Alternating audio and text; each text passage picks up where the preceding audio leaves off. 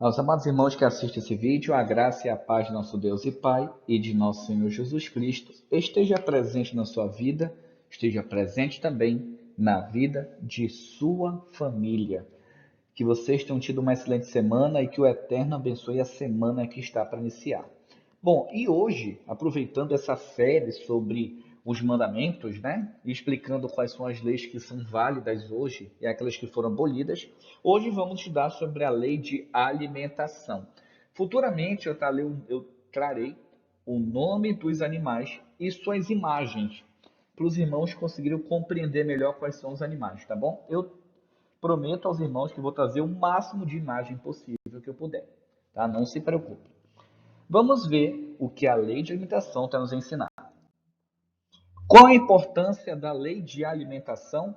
Bom, Levítico capítulo 11, versículo 46 e 47 diz assim: Essa é a lei dos animais, e das aves, e de toda criatura vivente que se move nas águas, e de toda criatura que se arrasta sobre a terra, para fazer diferença entre imundo e o limpo, entre os animais que se podem comer e os animais que não se podem comer. Então, quando aprendemos sobre as leis, nós vimos que essa lei não é ordenança. Ela não faz parte da lei cerimonial de purificação de pecados. Ela é uma lei que até hoje é válida. E antes que os irmãos comecem a comentar no vídeo, eu não sou adventista. Estou deixando bem claro isso, eu não tenho nada a ver com a igreja adventista. A ideia do canal é trazer a verdade bíblica aos irmãos. E Deuteronômio capítulo 14, versículo 2 e 3 diz assim: Porque és povo santo ao Senhor teu Deus, e o Senhor te escolheu de todos os povos que há sobre a face da terra, para lhe seres o seu próprio povo. Nenhuma coisa abominável comereis. Então, quando você obedece à lei de alimentação, você está dizendo ao universo que você faz parte do povo de Deus. Então, segundo a Bíblia, a característica do povo de Deus também qual é? É saber diferenciar animal limpo e imundo. Mas, infelizmente, muitos cristãos não têm essa separação, eles não conseguem compreender, eles dizem erroneamente que isso foi abolido por Cristo, pegando a ideia do lençol, da visão de Pedro, de Atos 10, entendendo coisa totalmente equivocada, colocando na Bíblia o que não está escrito, porque eles não lêem direito e acabam colocando na Bíblia o que a Bíblia não diz. Animais limpos ou animal kasher, né, que é animal limpo. Quadrúpedes. Quadrúpedes são animais de quatro patas. A lei do quadrúpede não vale para nenhum outro animal. Muitos adventistas eles têm a ideia errônea de colocar a regra do quadrúpede e algumas aves para considerá-las imundas. Vou dar um exemplo: o pato. O pato é uma ave limpa, ela não é uma ave imunda. Mas, infelizmente, muitos adventistas, eu tenho amigos adventistas, que, mas o pato é imundo. Onde está escrito isso? Na Bíblia. Quando ele vai ler a Bíblia, ele coloca a lei dos quadrúpedes no pato.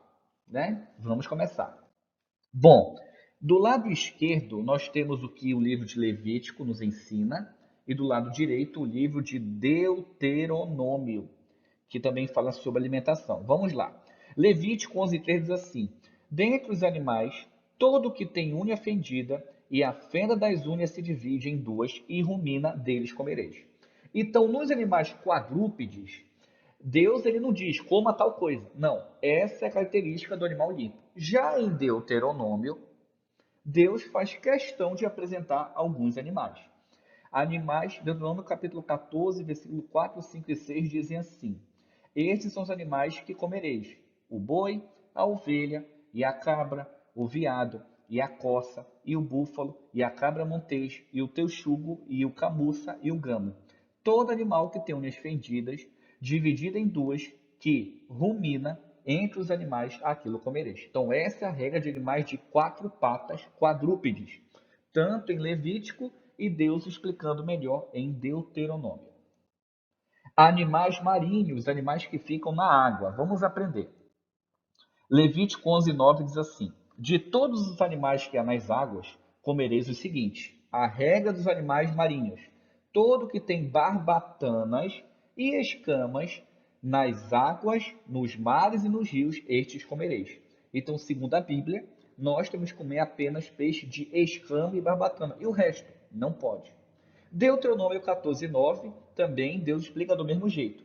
Isto comereis de tudo que há nas águas, tudo que tem barbatanas e escamas comereis. Então nós percebemos que quando Deus coloca a lei de alimentação, ele não precisa colocar alguns exemplos em alguns animais, por quê? Porque ele já dá as características diretas deles, tá bom? Vamos agora para as aves. Sem dúvida, é uma das dificuldades que muitos aqueles que obedecem à lei de alimentação têm. Vamos ver o que a Bíblia fala sobre esses animais. Agora as aves. O livro de Levítico, ele não deixa assim, claro, essa ave é limpa. Por isso que não tem Levítico demonstrado aqui. Mas Deuteronômio 14:20 diz assim: toda ave limpa comereis. As aves limpas, sem dúvida, são dos animais mais difíceis de compreendermos se ele é limpo ou imundo. Segundo os estudiosos do assunto, as aves limpas são todas as aves que têm moela. A ave que tem moela, ela é considerada limpa. A ave que não tem moela é considerada imunda, tá bom? Então vamos para o próximo. Bom, agora estamos nos insetos. Vamos aprender sobre os insetos. Bom, percebemos aqui que só tem o livro de Levítico em relação a insetos. Deuteronômio, Deus não entra mais em detalhe, porque o livro de Levítico já explica de maneira mais detalhada. Levítico 11, 21 e 22 dizem assim: mas isto comereis de todo inseto que voa, que anda sobre 4 pés, o que tiver pernas sobre os seus pés para saltar com elas sobre a terra. Deles comereis estes: a locusta, segundo a sua espécie, o gafanhoto devorador, segundo a sua espécie, o grilo, segundo a sua espécie, e o gafanhoto, segundo a sua espécie. Então, quando a Bíblia diz gafanhoto devorador ou devorador em Malaquias, Deus não está falando de demônio. Por favor, irmãos. Isso é um parênteses que eu estou botando aqui. Deus está falando de gafanhoto. Então, o único inseto limpo que a Bíblia menciona que podemos comer é o gafanhoto ou aquele que tem essas características. De Levítico 11, 21.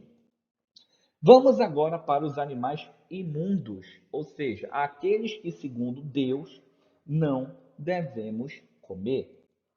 Primeiro, os quadrúpedes. Levítico 11, versículos 4 e 5 diz assim: destes, porém, não comereis, dos que ruminam ou dos que têm unhas fendidas. O camelo que rumina, mas não tem unha fendida, esse vos será imundo. E o coelho, porque rumina, mas não tem unha fendida, esse vos será imunda. E Deuteronômio 14, 7 diz assim: porém, estes não comereis, dos que somente ruminam ou têm a unha fendida, o camelo, a lebre e o coelho, porque ruminam, mas não têm unha fendida, imundo vos serão.